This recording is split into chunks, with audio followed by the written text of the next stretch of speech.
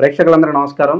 ఈరోజు మన స్టూడియోలో ప్రముఖ ఆధ్యాత్మికవేత్త ఆస్ట్రాలజర్ జయేష్ శర్మ గారు మనతో ఉన్నారు.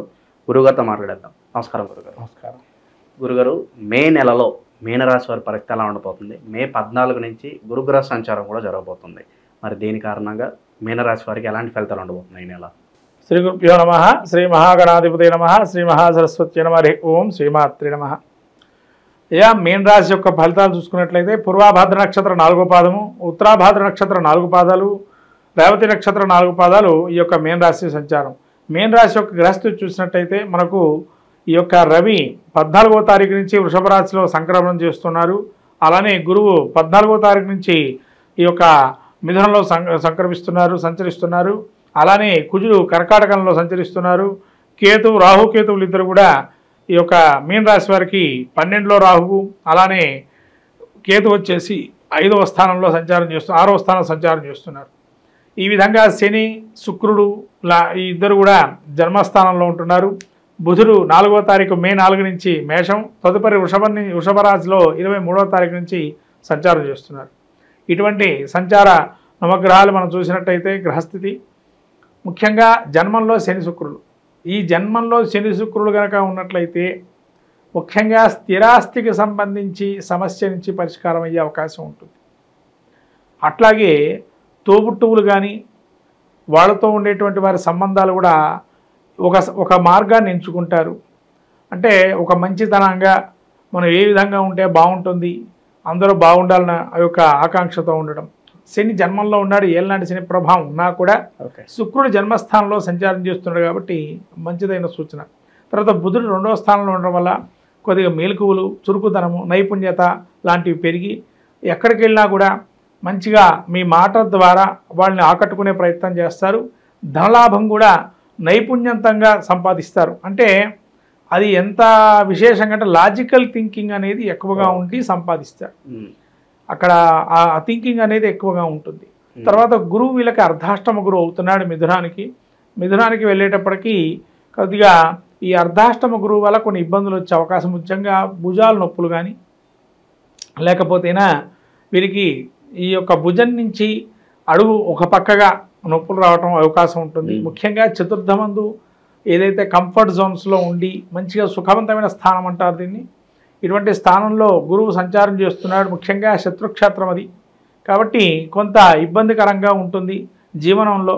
అట్లానే మీ బంధువులు కానీ వాళ్ళతో కానీ మీరు ఎంత మంచిగా ఉన్నా మీ యొక్క చెడుని వాళ్ళని చూస్తారు కానీ మంచిదనాన్ని చూడరు. ఈ విధంగా ఇబ్బంది పడే అవకాశం ఉంటుంది. అలాగే ఈ యొక్క ఎప్పుడైతే కుజుడు 5వ స్థానంలో ఉన్నాడు కాబట్టి కొంతవరకు మిమ్మల్ని సంతానంతో కానీ లేదా మీకు ఉండేటువంటి పేరుని ఎలా చెడగొడదామని ప్రయత్నం చేస్తారు. మీ సలహాలు మీరు ఇవ్వకపోయినా పర్వాలేదు, మీ సలహాలు తీసుకొని మేమేం పైకి వచ్చిన పరిస్థితిలో లేను.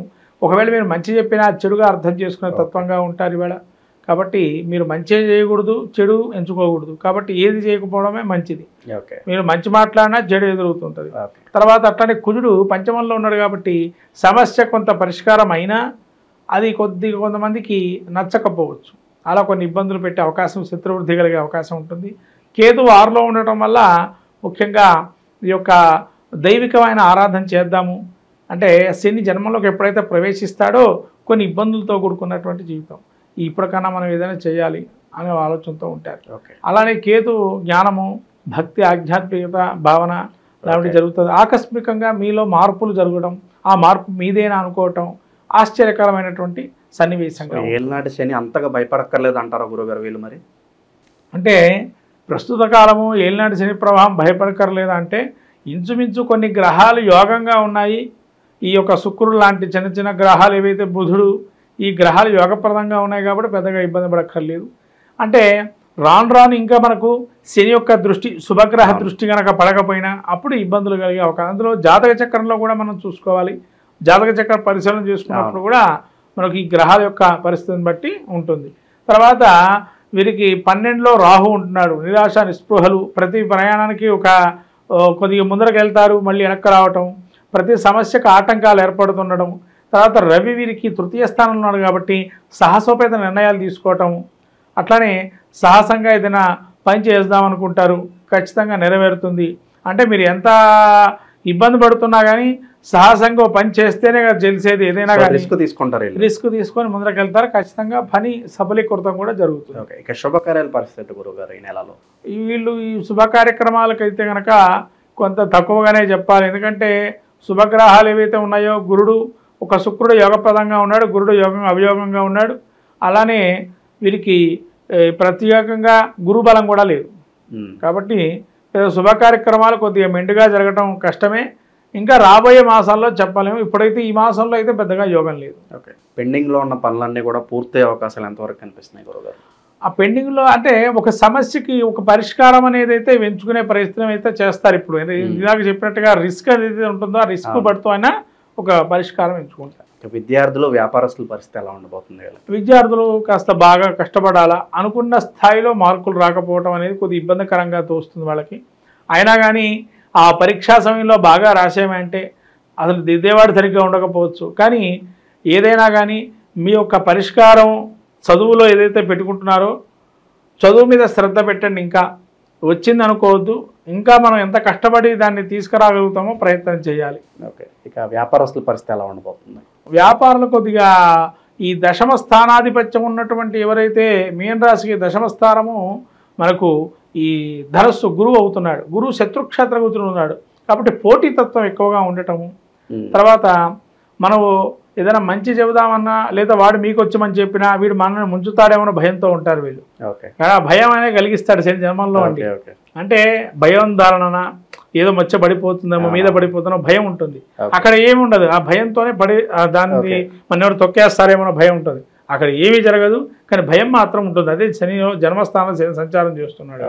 ఎక్కువగా భయాందోళనలో ఉంటే అంటున్నారు. ఏలినాటి శని దశలో ఉన్నారు కాబట్టి చివరిగా వీళ్ళ మైండ్ సెట్ ఎలా ఉండాలి, ఎలాంటి జాగ్రత్తలు చెప్తారు వీళ్ళకి? మరి ముఖ్యంగా విష్ణు సహస్రనామ పారాయణ చేసుకోవటం చాలా మంచిది. తర్వాత గురువు దత్తాత్రేయ స్వామి చరిత్ర కానీ, సాయి చరిత్ర కానీ, రాఘవేంద్ర స్వామి గురువుల యొక్క అనుగ్రహం పొందాలి. దత్తక్షేత్ర దర్శనాలు, గురువు క్షేత్ర దర్శనాలు, శివుడికి అభిషేకం, తర్వాత ఇంటి దగ్గర ఉండేటువంటి గ్రామదేవతకి కుంకుమార్చన చేసుకోవటం మంచిది. ఓకే, విశేషంగా ఏమైనా దానాలు ఏమైనా చేసుకుంటే బాగుంటుందా గురుగారు? ప్రస్తుతం ఈ నెలలో వీళ్ళు కందులు దానం చేస్తే మంచిది. కందులు, కందిపప్పు కానీ, కందులు కానీ, బ్రాహ్మడికి కానీ, అయితే ఎక్కడైనా గుళ్ళో కానీ దానం చేసుకోవడం, సుబ్రహ్మణ్య క్షేత్ర దర్శనం చేయటం, సుబ్రహ్మణ్య భుజంగ స్తోత్రం చేసుకోవటం, లేదా సుబ్రహ్మణ్య పాశుపతాభిషేకం చేసుకోవటం, విభూతితో శివుడికి అభిషేకం చేయడం తదేకంగా. అలానే విపరీతంగా తేనెతో అభిషేకం, ఏదైనా దేవుడికి తేనెతో అభిషేకం చేయిస్తే చాలా విశేషంగా చాలా బాగుంటుంది.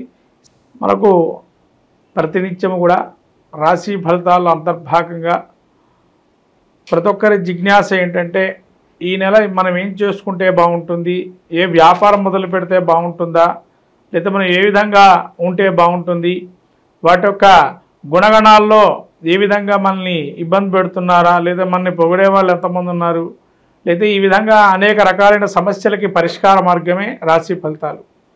ఈ యొక్క రాశి ఫలితాలు కనుక ప్రతినిత్యము మనం పాటిస్తూ ఆ యొక్క స్తోత్రమాలికలు కానీ, ఆ యొక్క స్తోత్రమాలికలతో పాటు ఆ యొక్క దేవత అధిష్టాన దేవతల యజ్ఞ హోమాదులు కానీ వ్రతాదులు చేసుకోవటం వల్ల మంచి ఫలితాలు వస్తాయని మన పెద్దలు మహర్షులు చెప్పబడింది. అట్లాగే ఈ యొక్క రాశి ఫలితాలకు వచ్చినట్లయితే ప్రతి మాసం ముందు ఎట్లయితే ఫలితాలు చెప్పుకుంటున్నామో అలానే రాబోయేటువంటి మాసమైనటువంటి వైశాఖ మాసము, ఈ యొక్క మాసంలో దీన్ని మనం మే నెలలో ఈ యొక్క ఫలితాలు, రాశి ఫలితాలు ఏ విధంగా ఉంటున్నాయి, ముఖ్యంగా చెప్పుకోవాల్సిందంటే అతిపెద్దటువంటి మాసం విష్ణుప్రీతికి అతిపెద్ద విష్ణుప్రీతి అయినటువంటి మాసము ఈ యొక్క వైశాఖ మాసం. మనకు పద్మపురాణము, బ్రహ్మాండ పురాణము, మత్స్య పురాణము ఇవన్నీ కూడా ఈ యొక్క అనేక విశేష అంశాలతో కూడుకున్నటువంటి వైశాఖ మాసం. దానికి వైశాఖ పురాణం కూడా ఉన్నది. అలానే దానాల్లోకెల్లా అన్నదానం గొప్పదని, పానీయాలు ఏదైతే అన్నపానాదులు మనం దానం చేస్తే కనుక గోదాన ఫలితం కలుగుతుందని చెప్పి, అలానే అనేక దానాల్లో కూడా ప్రత్యేకంగా పితృప్రీతిగా ఇచ్చేటువంటి దానాలు కానీ, అలానే ఈ యొక్క వైశాఖ మాసంలో సాక్షాత్తు విష్ణు స్వరూపంగా మనం బ్రాహ్మణ్ణి ఆరాధన చేసి ఆ విధంగా దాన ధర్మాది క్రతువులు చేసుకోవటం వల్ల సాక్షాత్తు మహావిష్ణువు అనుగ్రహిస్తాడని, అందులోనూ అక్షయ తృతీయ అనేటువంటి రోజు, తర్వాత సింహాసనం అప్పన్న చందనోత్సవం, అలానే సత్యనారాయణ స్వామి యొక్క ఏకాదశి కళ్యాణము, అలాగే వైశాఖ పౌర్ణిమ, మనకు వాసవి కన్యకా పరమేశ్వరి జయంతి, అలానే వీరబ్రహ్మేంద్ర స్వామి వర్ధంతి, అలాంటి జయంతోత్సవాలు, అలానే గంగా అవతరణము, గంగా అవతారణం యొక్క భూప్రపంచం మీద ఎప్పుడైతే గంగా అవతరించిందో అటువంటి మహత్తరమైనటువంటి రోజు.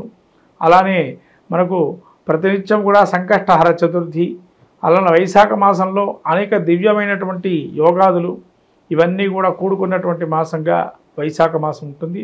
ఈ వైశాఖ మాసంలో మీరు శంకర జయంతి, తర్వాత రామానుజుల జయంతి లాంటి ఉత్సవాలు కూడా అనేక చేస్తుంటారు. ఇదేంటంటే మనకు మన సనాతన ధర్మాన్ని ప్రబోధించేటువంటి గురువుల యొక్క ప్రత్యేకమైనటువంటి జయంతోత్సవాలు ఇలాంటివన్నీ కూడా జరుగుతున్న అత్యుత్తమైనటువంటి మాసం వైశాఖ మాసం.